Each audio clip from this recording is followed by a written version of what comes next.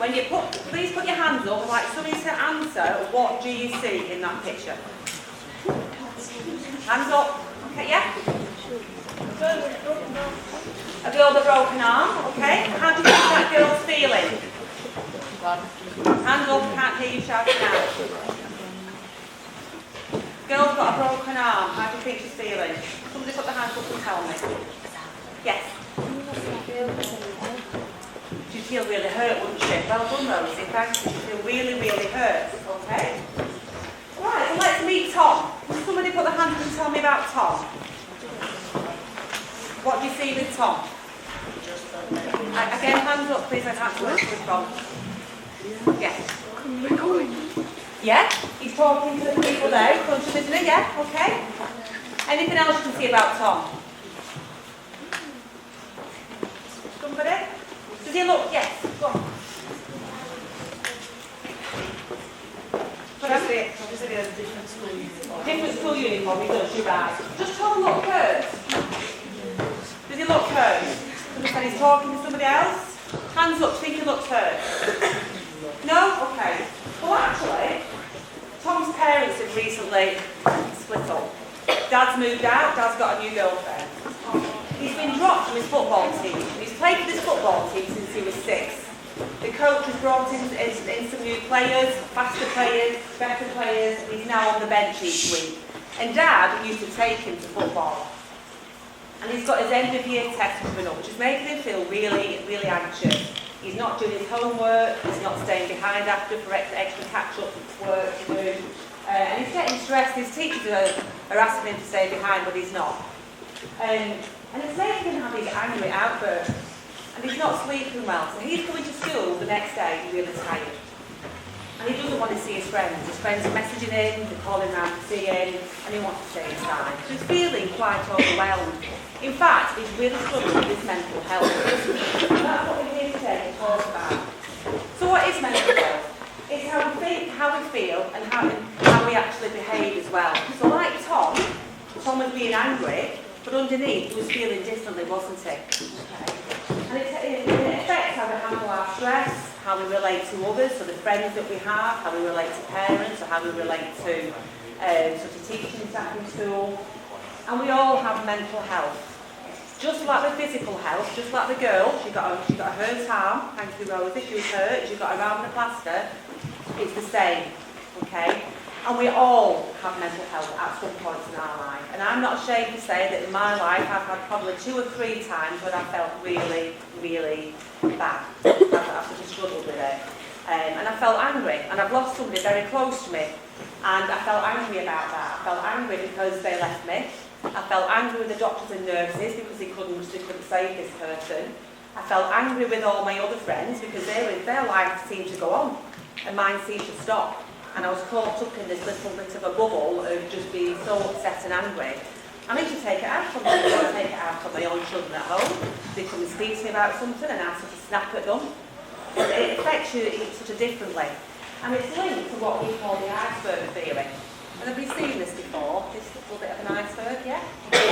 So on the top, these are the behaviours that we see. So like Tom, he was angry. He was being unkind. And I was unkind. Yeah, things that I can't say. And he used to hurt others. But underneath, you've got all the other feelings that's happening. So there's a sense of loss. So Tom had a sense of loss. His dad left home, he left him, he left his mum. He felt angry about that. He felt probably confused about it because he was young, he was 13, and he can't understand why those sorts of things happen. He probably felt sad because that part of his life had changed so much. Okay? And he also probably felt a little bit about being lonely. You know, his friends used to come round, but he didn't feel as though he had the strength to go out and sort of enjoy life. So we all have sort of mental health. And school is a massive part of our lives. You're here from the age of 4 through to 16. And it can be stressful. Okay, lots of things will happen at school that will cause you periods of time where you feel stressed. But it can also be exciting. There's lots of good things as well that happen in school. And really good mental health helps you. It will help you to focus on lessons, it will help you with your friendship groups, it will help you handle the pressure. So when you do have those pressure situations, it will help you handle those better. And if when you ask for help, it's not a failure. It's a sign of strength. It's a sign that you can recognise that you feel a little bit different than normal, that you feel that you're a little bit angry or you're a little bit upset or something's affecting you. So it is a sign of strength if you can ask for help.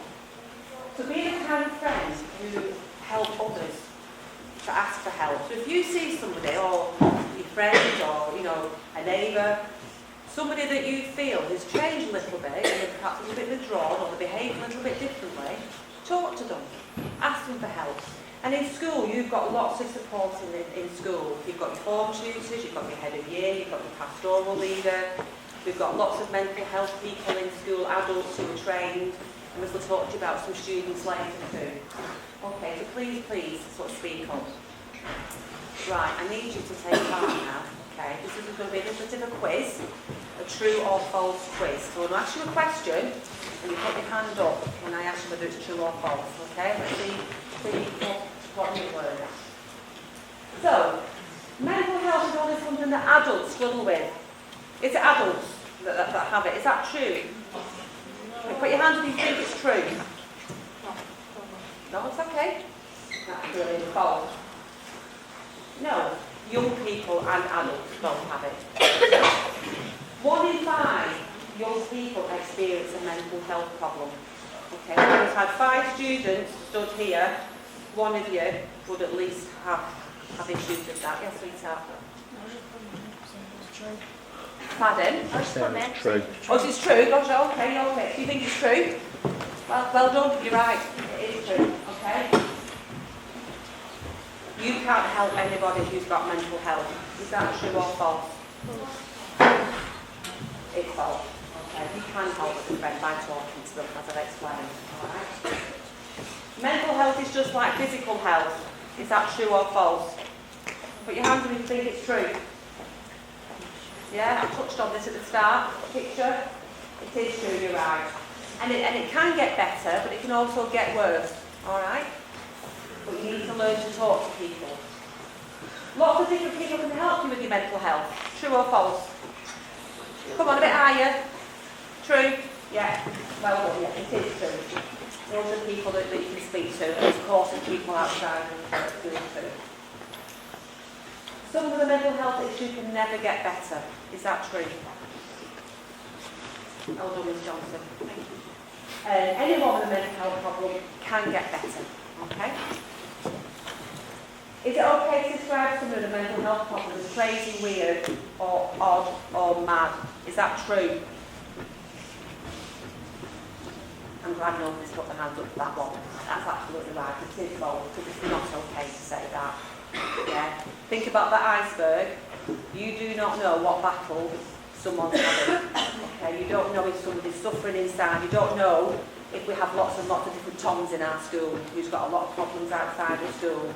So if you start to say names like that to them, that's not kind, is it? Okay. All right. I'll hand you over to Miss. Yeah.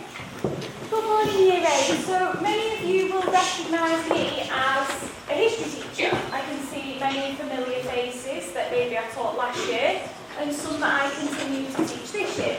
However, my other role in school is to lead on everything to do with mental health this year, so I felt it was important to join Mrs Bailey in delivering this assembly. So, as Mrs Bailey said, 1 in 5 young people struggle with a mental health problem, right? So that would mean that at least one person, possibly more, in your friend groups will be struggling at any one time with their mental health. But I'm guessing that it doesn't always feel that way. And if you are that one person that is struggling, you might look around in your friend group and wonder why everybody else seems okay. And it's partly to do with, the iceberg theory, the fact that mental health signs are hard to spot, and that it's quite difficult to recognise how somebody's actions reflect what they're feeling inside. And mental health can affect us all quite negatively, because we can start to feel that we are alone. It might feel like no one else in the world understands what you're going through. And it might make you feel as if there isn't any light at the end of the tunnel. So you might start to think, what's the point? What's the point in coming to school? working hard, because your sense of self-worth is so low that you can't see what you might achieve in the future, yeah? Because you're not able to see the bigger picture.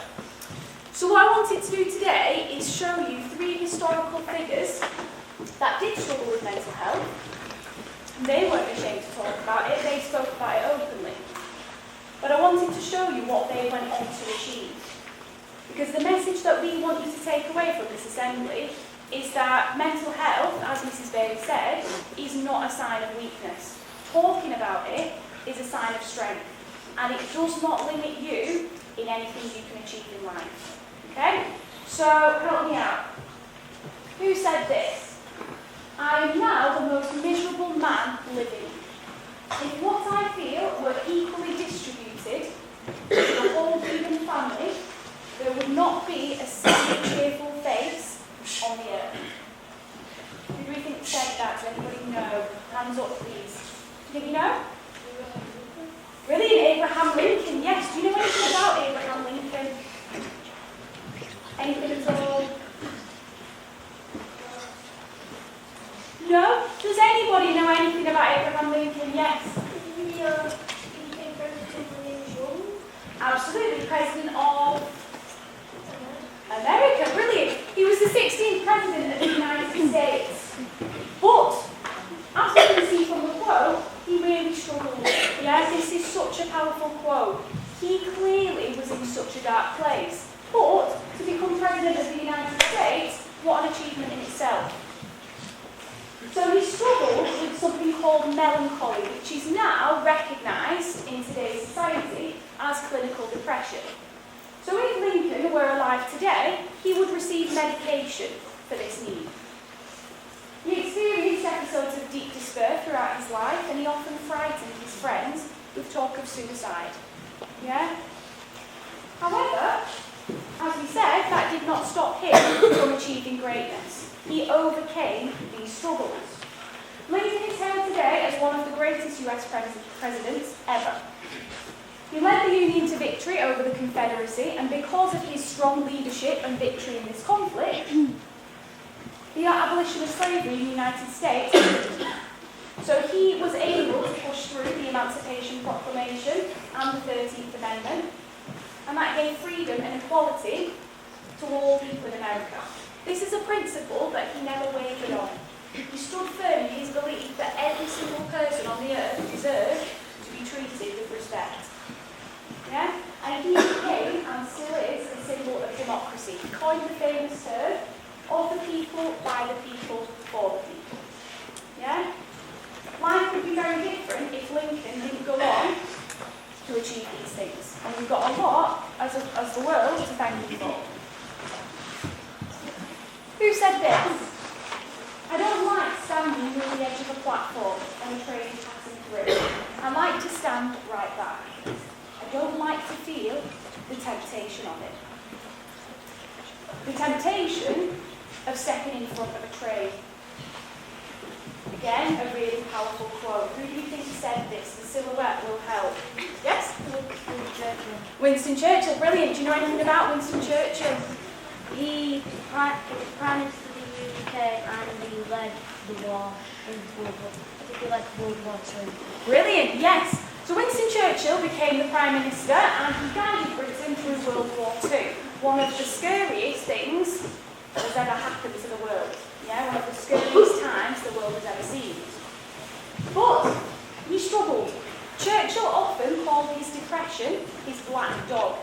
He felt as if his depression was with him that often that it was almost a companion. It never left his side.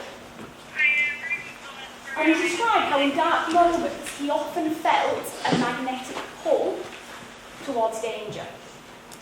And he struggled with this a lot. However, it did not stop him from achieving anything.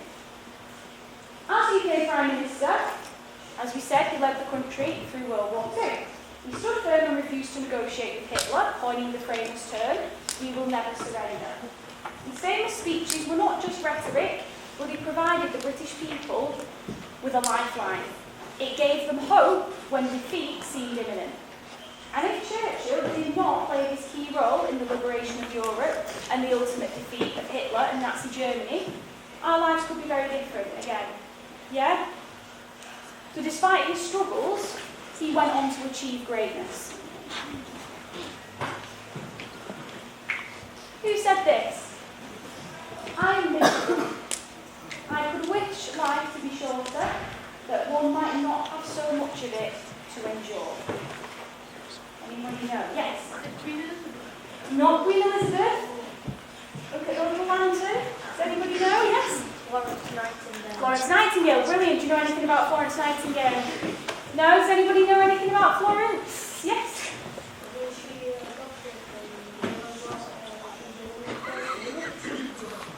She was a very famous nurse, yeah? And she was a famous nurse through the Crimean War. However, like the other two figures that we've looked at today, she struggled. She struggled with something called neurasthenia, which is severe depression. And she often described herself as battling despair. But during the Crimean War, she saved millions of lives. She campaigned for rigorous sanitation, hand washing and ventilation, which for us today, if you step into a medical setting, seems like common sense. But back then, at the time that she was saying these things, people had no knowledge or understanding of germs, what really caused illness, disease, how to treat people on the battlefield. Some people said that she was stupid, but she wasn't. And because of her work and her tireless efforts, she reduced the death rate from 42% to just 2%. She tirelessly campaigned for even more health reforms that went on to save millions more. And she went on to establish a training school that continues to develop medical knowledge today. Again, this is a woman that we have a lot to thank for. And despite her struggles, she went on to achieve greatness just like the other two figures. Yeah? Throughout their lives, each of the figures that we've discussed today proved that their inner values were reflected by their outward actions, even when tested by challenges, by adversity. In spite of their struggles, they showed great integrity, which is the theme of this week's Mental Health Assembly. Lincoln shows us moral integrity, holding fast to a core principle. Churchill shows us resolute integrity, holding fast in the face of opposition, and Nightingale shows us intellectual integrity, holding fast to truth and evidence. For these three people, it would have been easier to give up, to let someone else do the work. But they didn't. They held on to their integrity, they overcame the struggles, and they achieved greatness. And they are remembered today, not for their mental health struggles, but for what they went on to achieve. Okay? So, if you are somebody in this room that feels that they struggle with mental health, and sometimes you can get yourself in a little bit of a dark place, and your sense of self-worth seems to diminish, then I want you to remember these three figures. Okay? And I want you to remember that discussing mental health is not a weakness, it's a sign of strength. Those three figures spoke openly about their struggles, and it did not limit them at all. Yeah? And if you are one of those people that is struggling, then I want you to look on the board at our Be Kind Smile 9 champions. These are pupils within school that are here to help you. Now currently we don't have any in Year 8, so if you are sat here and possibly you want to help others and you feel you might be good at this, then let me know and we can get you set up. So these pupils receive training. They're very good at what they do. And they're here for those pupils that possibly don't feel comfortable speaking to certain teachers. They feel like they might want to speak to somebody their own age, someone that might understand their problems a little bit better. And these people are here to help. So please do not feel like you are alone. You can speak to any teacher in school, or you can speak to these pupils. But just remember that mental health does not limit anything that you do. And that is it from me.